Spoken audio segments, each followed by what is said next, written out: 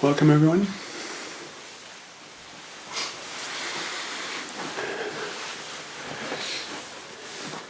For those of you who are not in our 3-month practice period, I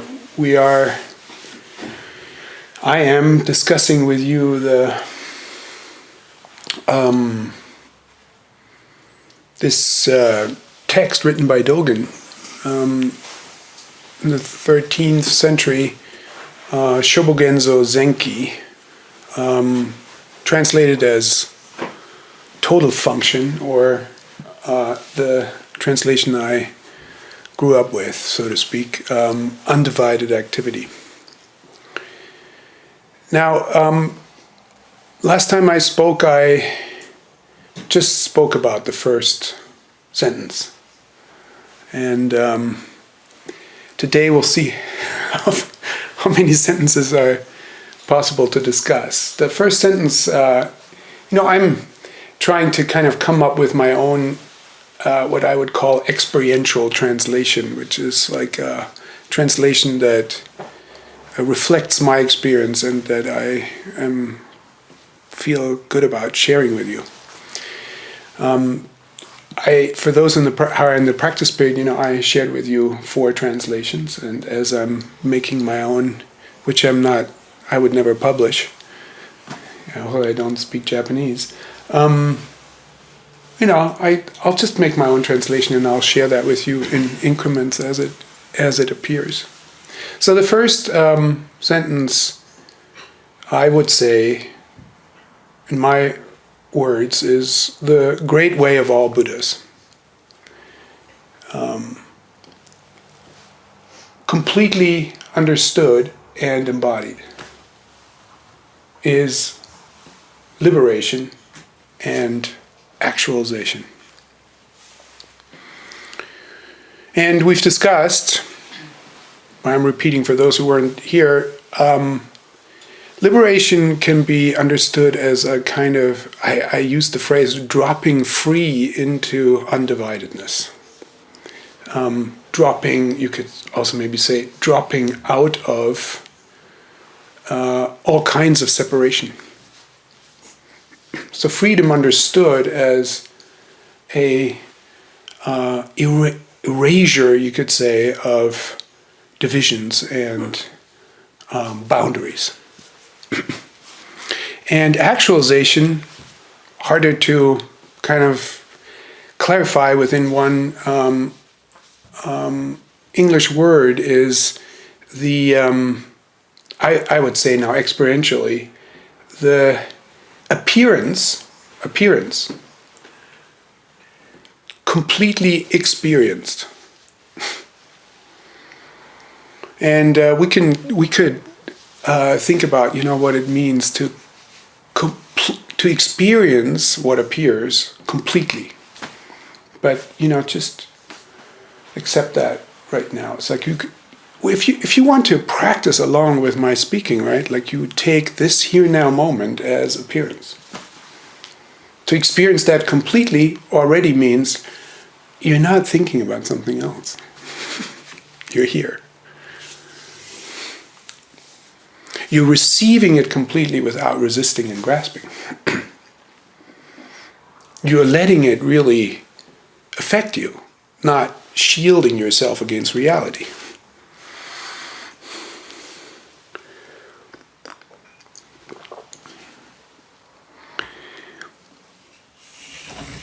Okay.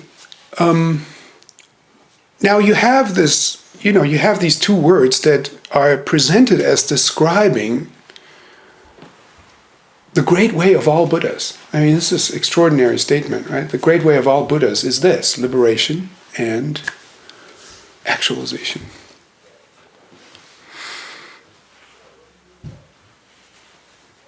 And this, the first part, the liberation, this dropping into the freedom of undividedness, right?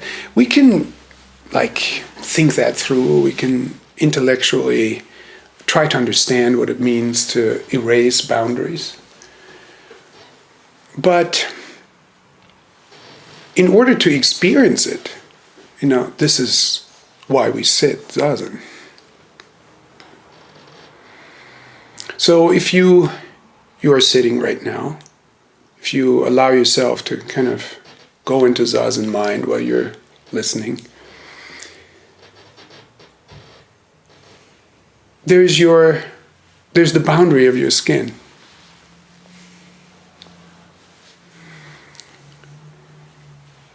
And this boundary of your skin separates you from the environment.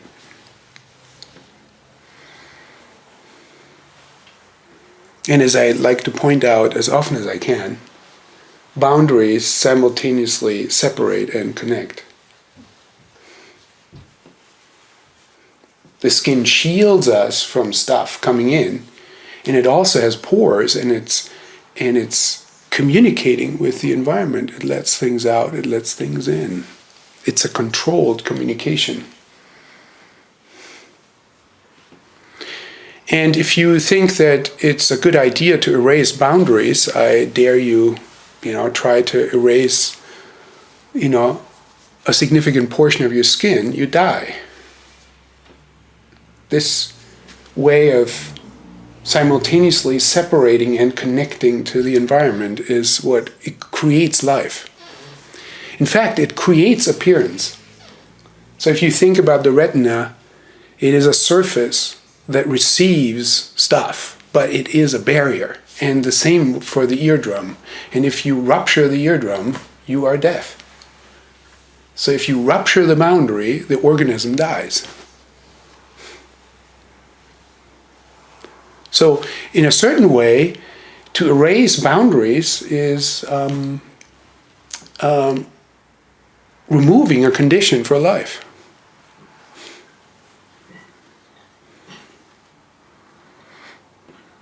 So when you sit, right, and you have your eyes half open, half closed, and you're not like focusing on your boundary, on your skin boundary, what many people in the room have experienced or are, open to experiencing is that this boundary, the skin doesn't disappear, but your feeling of being separated can disappear. You can kind of feel that you can lose a sense of where your body begins or ends. It's like, if you feel your body from the inside, it's like there's no clear boundary. This is sometimes hard to experience for people because in your mind, you know that you're separate. But you kind of have to let go of that idea of separateness in order to feel from the inside that the boundary is fuzzy, or maybe not even there experientially. Sometimes I've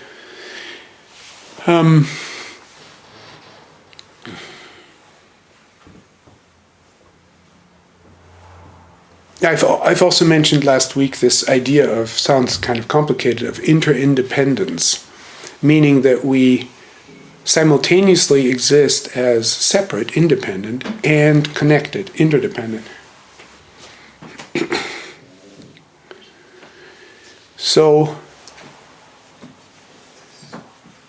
this mode of existence, of interdependence, is basically what Dogen discusses here.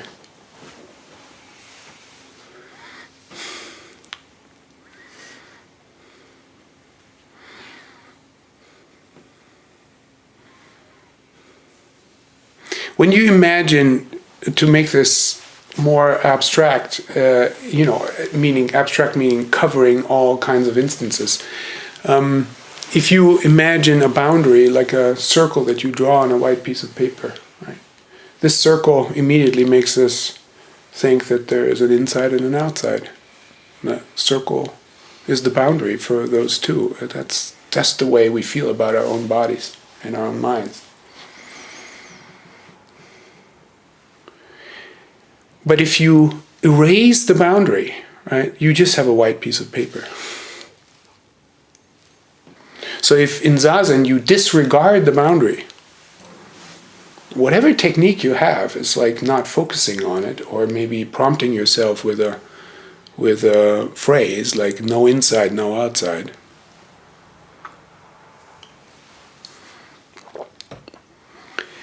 This underlying white paper is, you could say, is undivided. Right? There's no division created in it.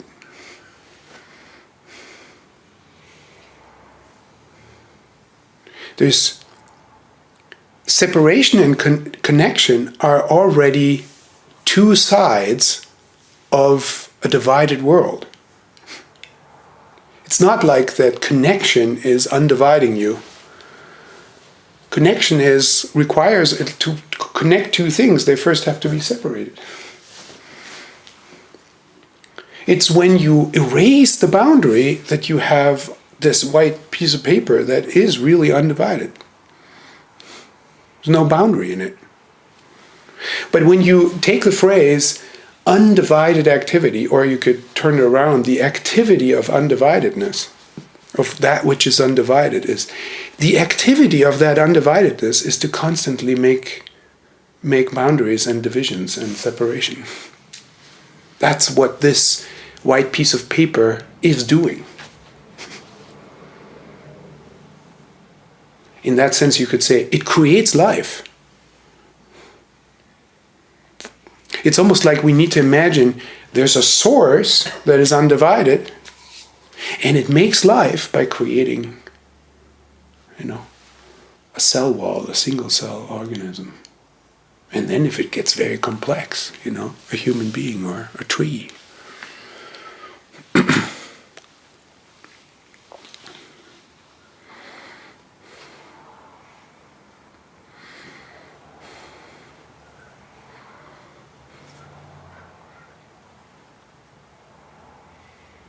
Now,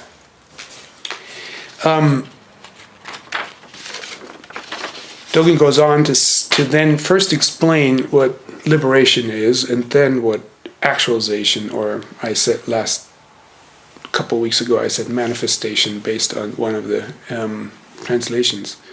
So he says, liberation, this dropping free into undividedness, means that life is freed from life. And death is freed from death.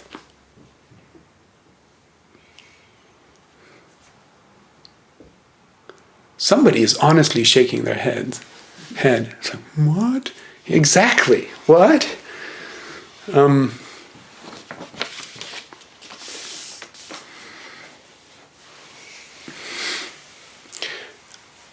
Life is freed from life. I would say, I'll say a little bit more in a minute, but let's just say life is freed from a conception of life in opposition to death.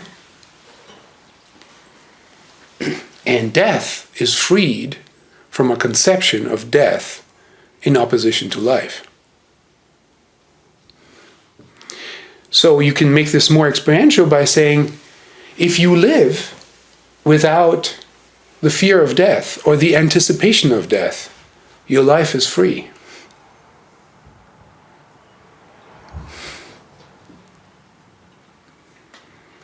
If you die without hanging on to life, your death is not a problem. When death is that which threatens life, death is a problem.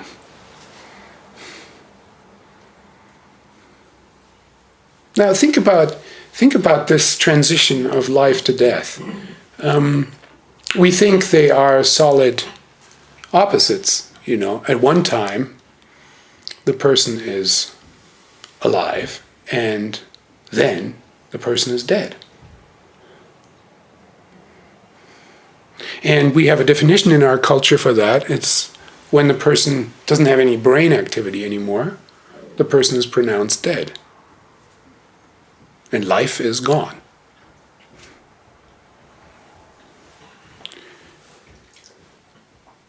When the brain is dead, the heart can still be beating, and the kidney can still be functioning. And if that wasn't the case, there couldn't be any organ transplantation without killing a person. But the reason I'm opposed to organ transplantation is clearly the body is not dead. The brain is dead, or it appears to be dead, but clearly the organs are not dead. So when is death happening? Do we know? Is it happening when the heart is dead? Is it happening when the kidney is dead? What do you think? Somebody picked the brain. Why? Because we think that the person is equivalent to the brain. That's not my view. Just to provoke some thoughts here. So traditionally in Buddhism, you let the person lie for 3 days and you do nothing. And I've also read in, pre-modern Christian societies, you don't do anything. You don't bury the body until 3 days after death. Now, I don't think there's something particularly sacred about this. I'm just thinking about how does death occur? And we all haven't experienced it. And even people who have experienced near death, they were only near death because they came back. But when I imagine what it's like, I'm imagining it as a successive ceasing of function. Brain function disappears. Probably before all brain function disappears, some brain function disappears. Like clear cognition disappears and it becomes very foggy, or,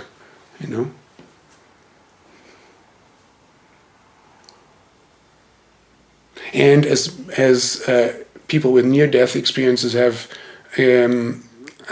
reported, hearing disappears late. So when people think the person is still already dead, the person can still hear.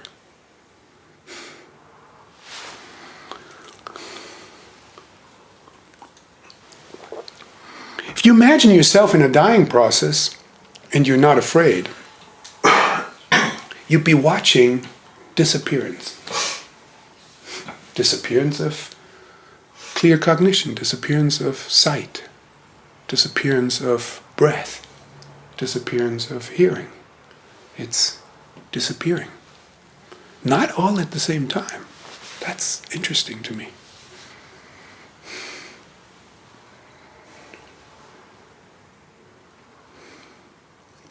So what I'm doing right now is actually freeing death, the process of dying, it's a process, from the conception of death as this one-time event. If you had that conception, if you had a different conception, you can free yourself from that conception, because it's not really clear what it is.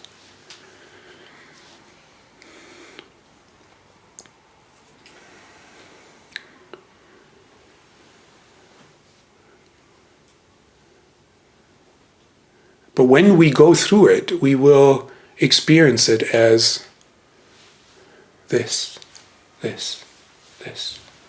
I'm sure of that.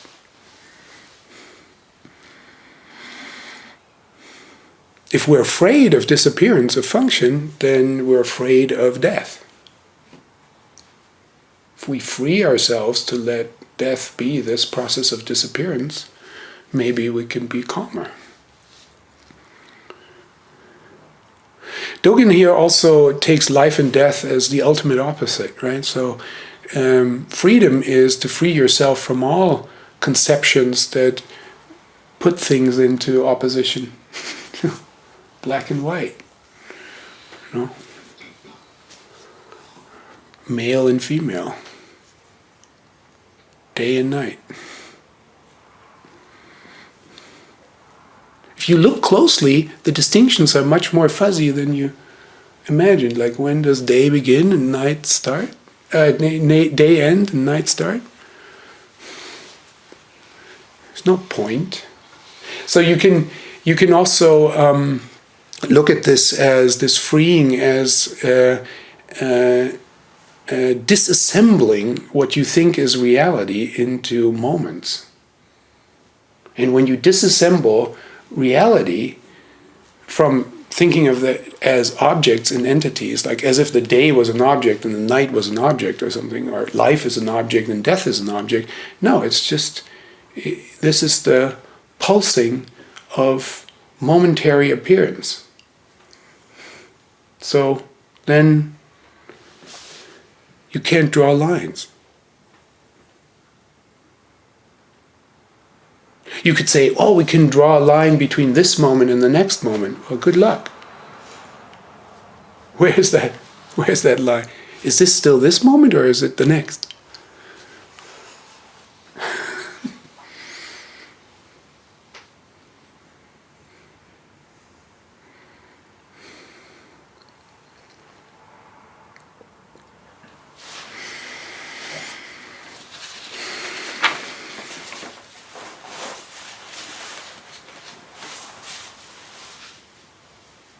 So I'll say more about this, but Dogen's not just talking about life and death. He's talking about appearance and disappearance, and he's talking about, in a way, all opposites that we can attach preferences to. Like, we're attached to life and we oppose death. We're attached to happiness and we are opposed to depression. When you free happiness from, you can free happiness from the conception of happiness, and you can free depression from the conception of depression, and just experience the sensations that appear and disappear.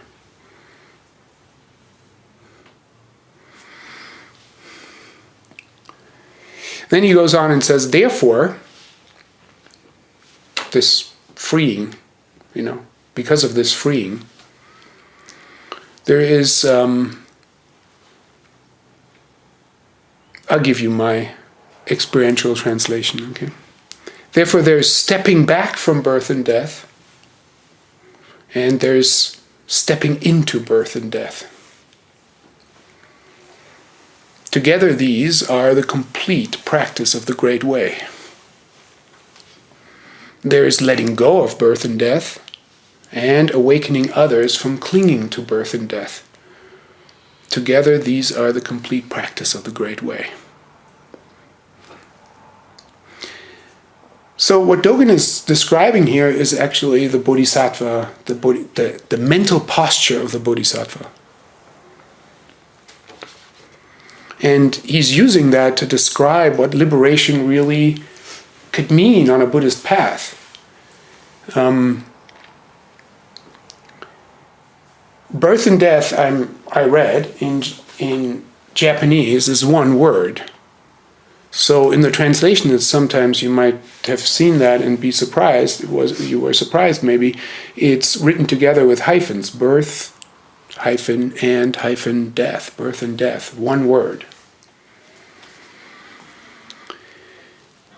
It's very difficult for us to conceive this in our culture, that birth and death is one thing. It's like they were clearly separate.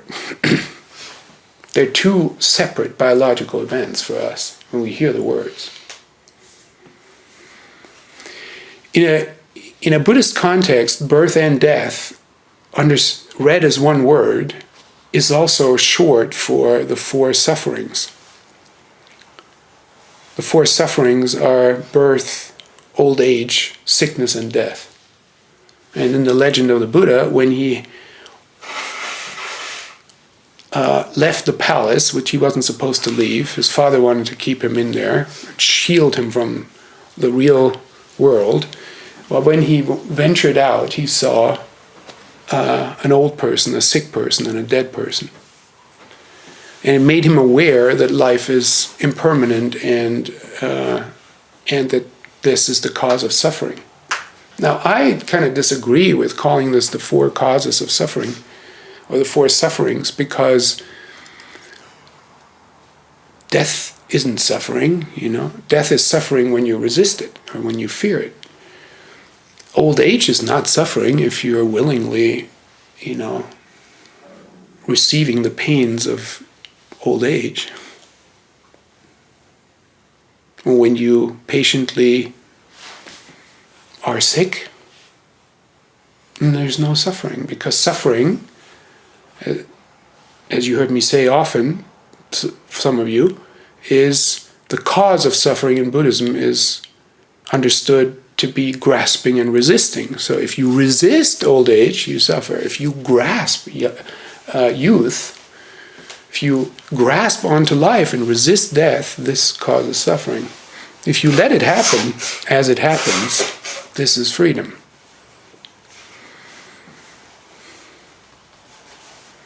So birth and death is short for birth, old age, sickness, and death. And it is short for samsara, the world of suffering. And the bodhisattva, the idea of the bodhisattva in Mahayana Buddhism is someone who transcends the world of suffering and enters the world of nirvana, which is the freedom from grasping and resisting. I think it's originally thought of as a permanent freedom from grasping and resistance. Once and for all, you're free from grasping and resistance, and you abide in nirvana.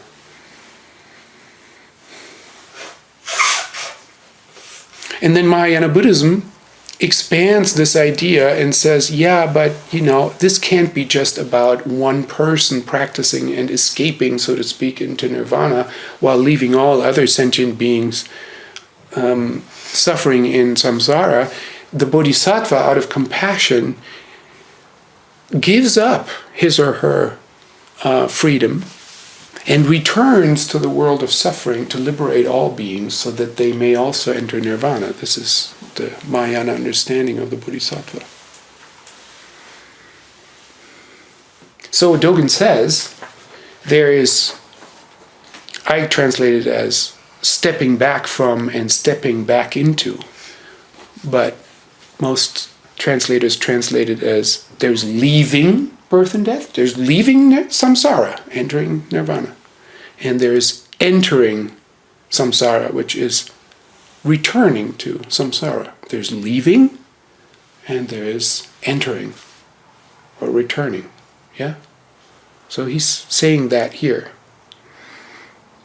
Together they are the great way, the complete practice of the great way. So what he's doing, on the one aspect of what he's doing is he's saying that it's not like you enter nirvana and then you return. It's simultaneous.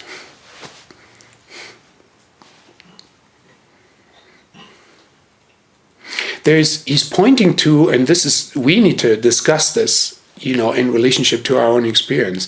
He's saying something extraordinary, that there is transcendence and engagement with the world, transcending the world and engaging with the world 100% at the same time.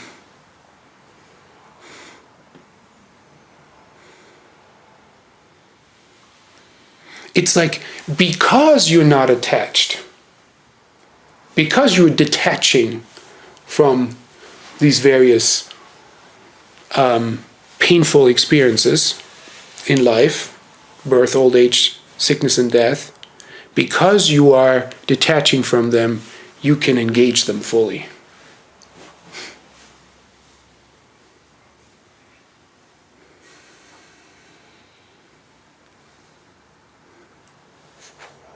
This is freedom. To have the idea, and this is really important to make this clear in your own experience. If you desire to step away from the world and be in a place of peacefulness, maybe your meditation affords you this, right? You bliss out. This is not freedom, because this is a form of actually resisting the world.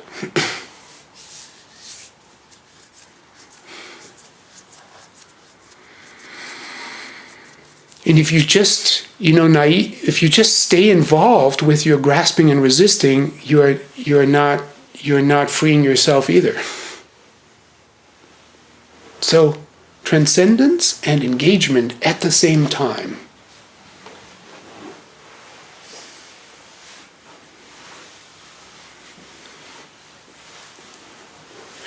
I think a couple of weeks ago I spoke about not holding back. Don't step away from the world into some form of transcendence and then hold back. This is not, I read Dogen like this. This is not freedom. This is partial freedom. This is the freedom of early Buddhism, though.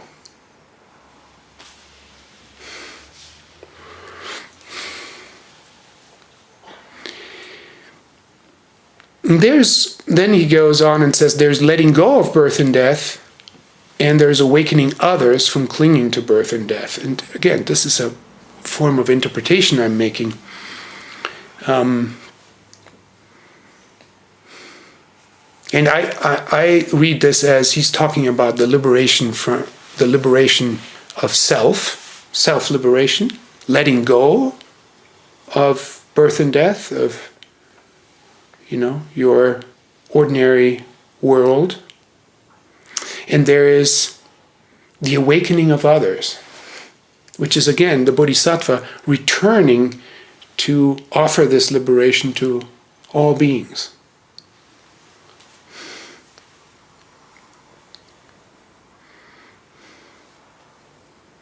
Again, see if you can catch that to think of this as a simultaneity is kind of radical. To liberate yourself is not separate from liberating others, and to liberate others is not separate from liberating yourself.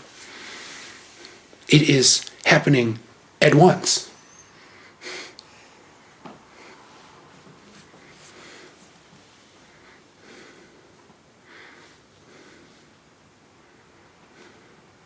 I've always, in a kind of simplistic way, if I'm actually open,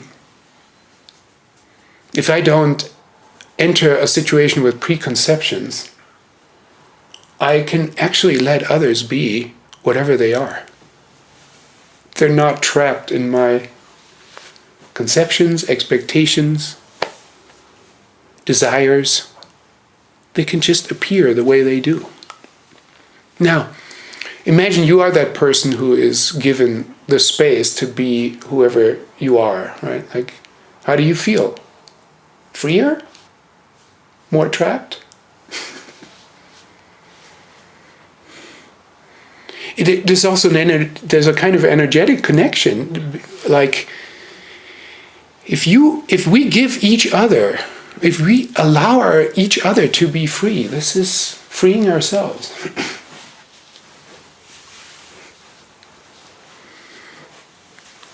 This is maybe more psychological than what is written here, but I think it's important.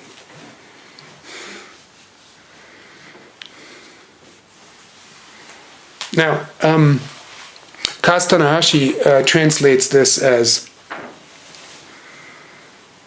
there's the detachment from birth and death and penetration of birth and death. Detaching and penetrating. There's letting go and vitalizing. And I always enjoyed this, right? This is less accurate, I think. Let's less literal. But there's stepping back, and there's there's full engagement, there's vital. This is what you can use this, whatever this transcendence is in your experience. You can use it to vitalize experience. Experience it completely. This is what I've used earlier to paraphrase actualization.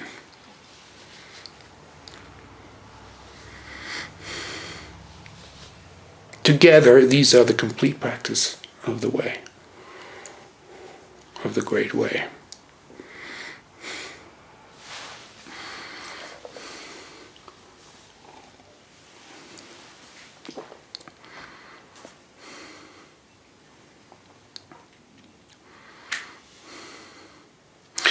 The issues that we have between our, there's the time we meditate and there's our daily life. This is already this problem. Are they separate? Are they two different things?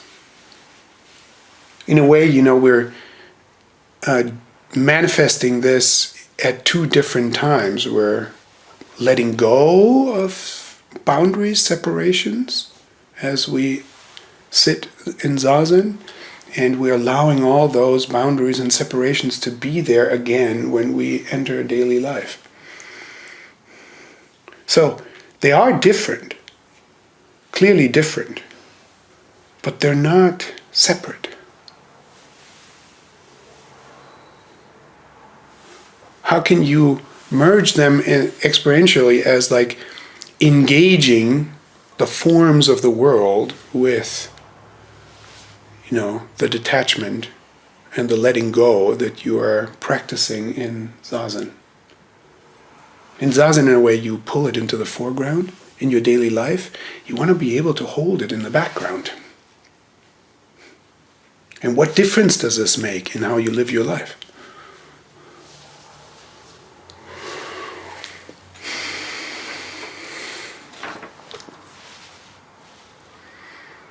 Then he goes on, and the next sentence is, actualization is life. And life is actualization. Now, I need to do a little, what's the right word? Sidebar. Speak to a different camera.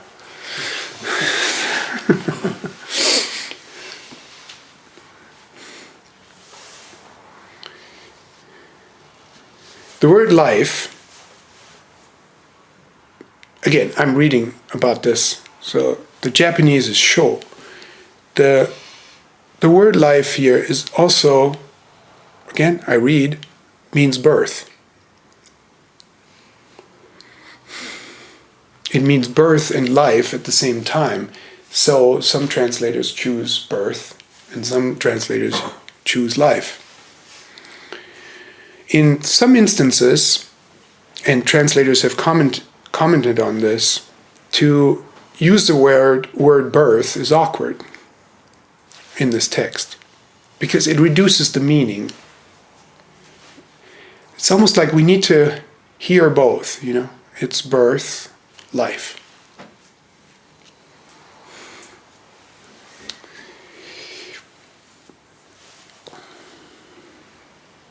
So, I think one dimension of this meaning of life here is sort of what I'm calling existential states. Alive, dead. To be alive. Life here means to be alive. Another is the biological event of birth. To be born. But then, and this is maybe a kind of creative way of reading this text on my behalf, like the way I do it, it's my bias. Zen is not that into the whole question and notion of rebirth. It's not exactly denied, but it's not explored. The practice happens in this lifetime.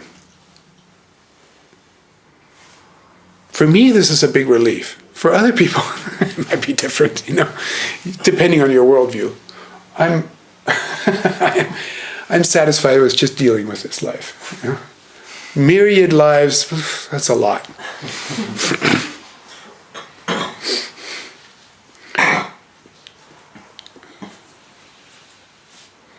But I understand that it's a kind of narrowing of perspective, so this is a whole nother discussion, right? But you don't see Dogen really talk about at any time. He doesn't really talk about multiple lifetimes. It's a complicated notion anyway, because what is getting reborn? If Buddhism has the notion of no self, what is getting reborn? You could say undividedness is getting reborn, but then this undividedness is so not personal that, yes, sure, undividedness constantly produces stuff. But anyway.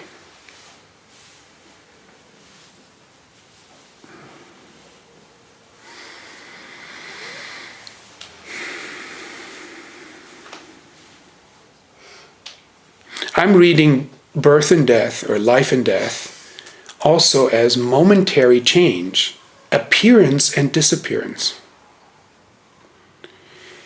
And this is done in various Buddhist teachings too. It's like there's the four marks that characterize a phenomenon as a temporal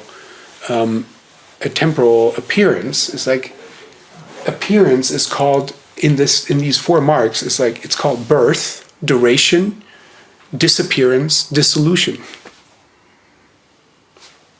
This moment is born. This moment appears. So the text gets a lot of depth, I think, by beginning to read life or birth as appearance and death as disappearance. Because then it's not just a biological event at the beginning of your lifespan, at the end of your lifespan.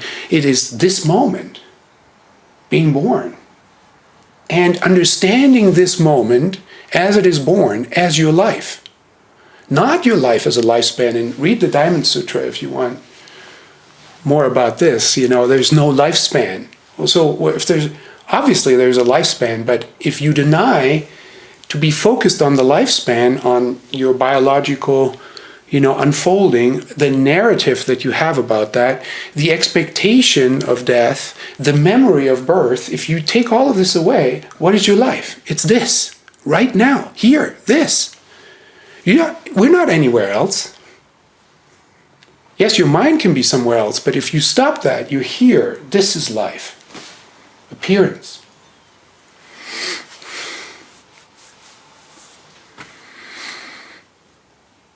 And then a fourth reading is that life and death also means to be enlivened or to be deadened. Now, I don't think this is at the surface of the text, but it is implied everywhere. It's like when you engage life, this here now moment, fully, you feel enlivened. If you engage at 95%, okay, good. But if you engage at 5%, you feel deadened. You feel alienated. You don't feel this is really your life. You're not living it fully, in other words. This is a kind of pet subject of mine, aliveness. To feel alive.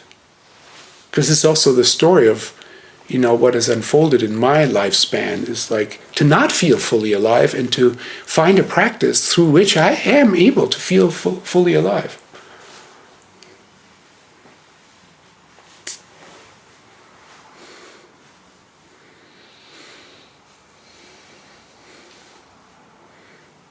And then I would say another layer is that life and death is just any opposition. There's any opposition that you can attach preferences to. That's also a layer in the text. Whenever he's talking about freeing life from life or freeing death from death, it's like free yourself from conceptions. In the Lankavatara Sutra, there's a teaching called the five dharmas.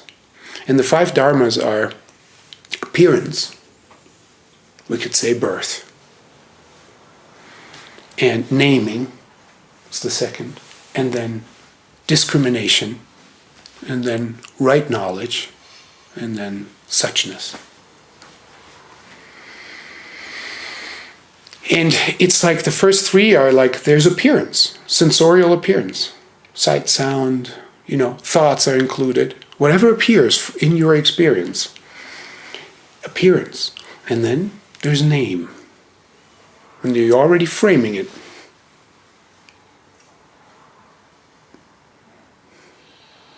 I think Thich Nhat Hanh makes this point, right? You live with someone and you have the idea that you know them.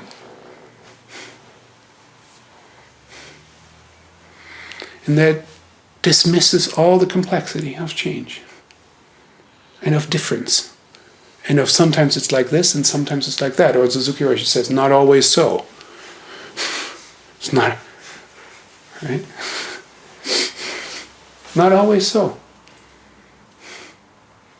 The name is already a caging of the experience of appearance.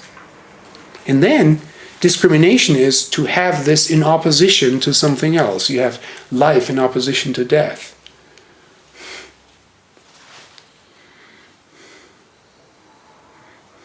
You have opposition in yourself. You have the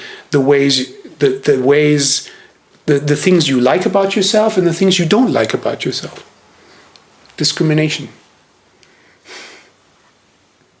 Which creates inner turmoil. I reject this part and I strive to be like this. And when this happens, I'm depressed. I must become better. But not too proud.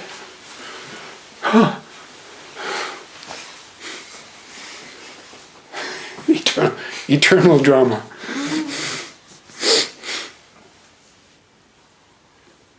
And then the 5 Dharma teaching says, right knowledge, which is kind of like to cut it off. It's like sit zazen. Let that go. Let those discriminations go. Let this naming go. And expose yourself to the immediacy of appearance, just as it is. And that's suchness. Suchness is just as it is, unframed by your own conceptual mind. And I would say bathe in that. And observe if that's enlivening or not.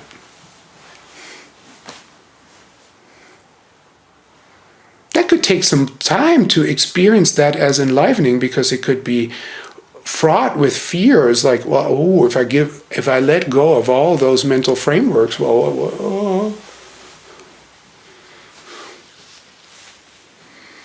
could feel unmoored, just drifting. It's like, oh, and zazen can be that, right? You're unmoored.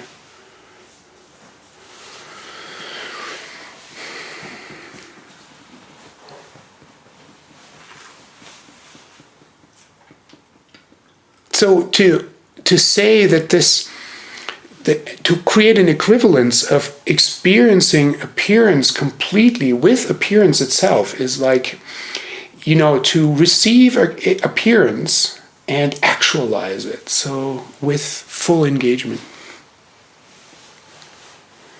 Actualization is life, birth, appearance. And life is actualization. And then he introduces the moment.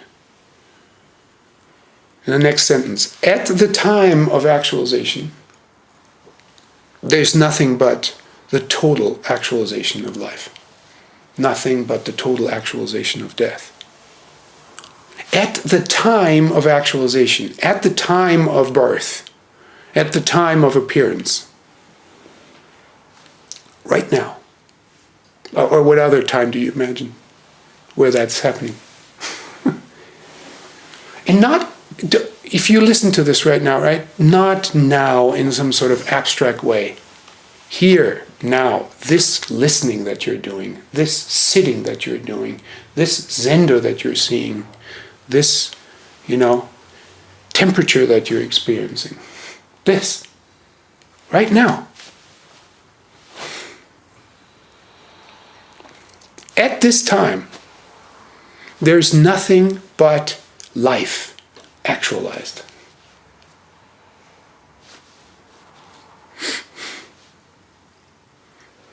Before we were talking about like how life and death are not really divided. And you can feel that right now if you are so inclined. It's like death is always sitting on your shoulder.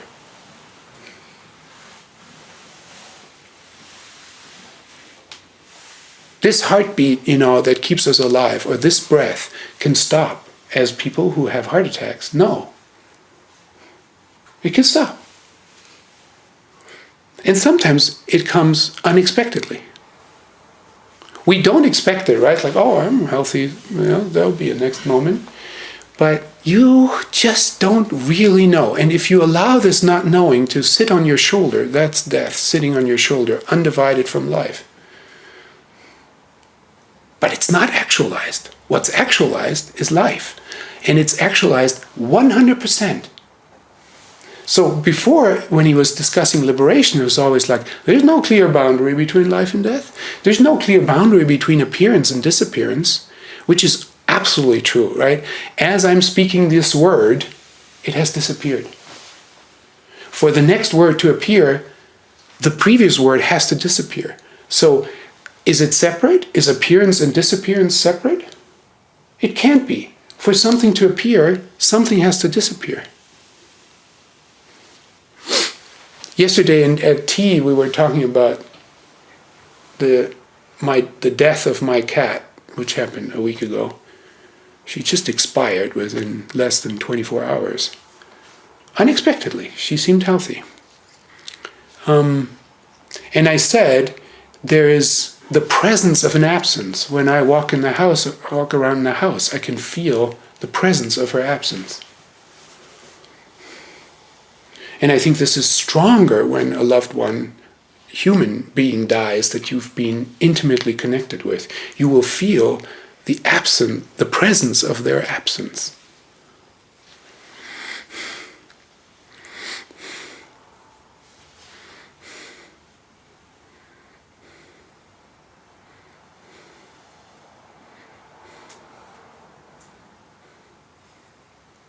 When life is there, it is completely there.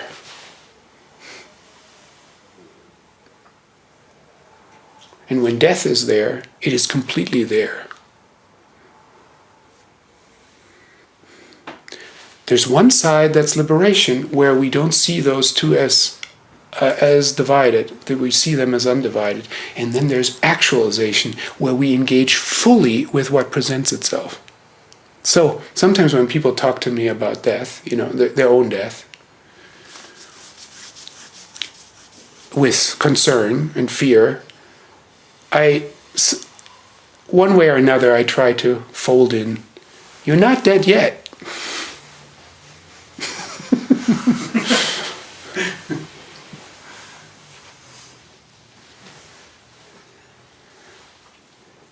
This usually makes people smile, like it's because it's liberating.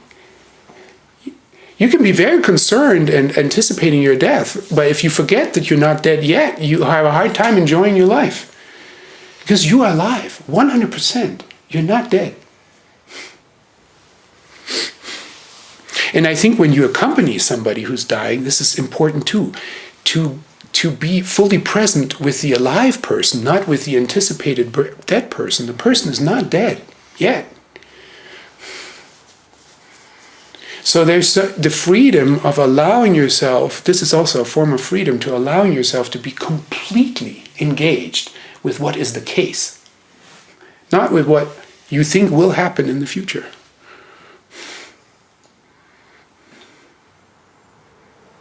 So when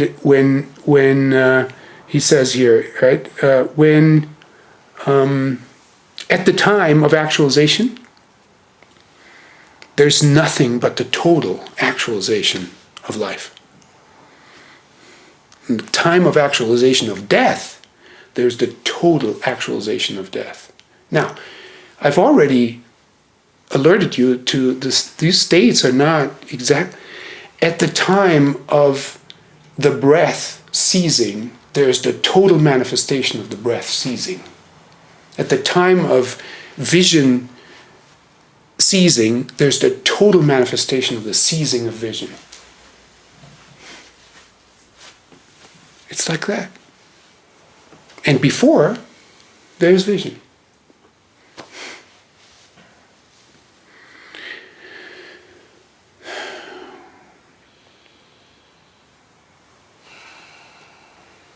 So we have here, as a kind of exposition, the great way of all Buddhas is liberation and actualization. Liberation is this kind of thing, he says. It's when you are freeing yourself into undividedness. When you realize what undividedness is. And when you navigate this undividedness as a bodhisattva, of both detaching and engaging. Of both liberating the self and liberating others as an undivided activity. And there is actualization, which is to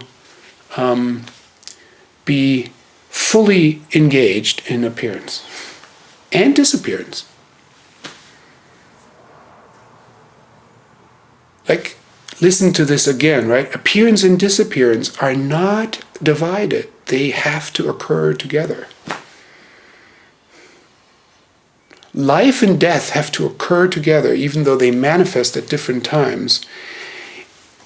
When a baby is born, they're already marching toward death.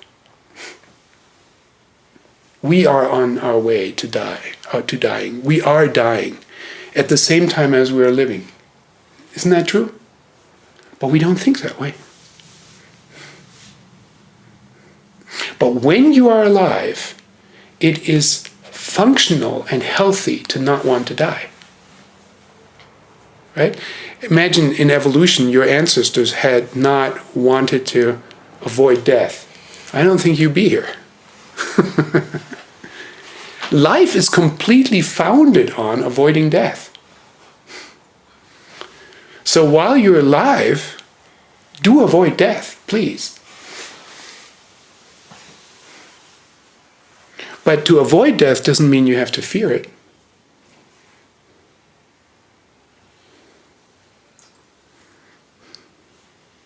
To cherish appearance doesn't mean you have to fight against disappearance. This is the undividedness, and the actualization is to live that which appears fully.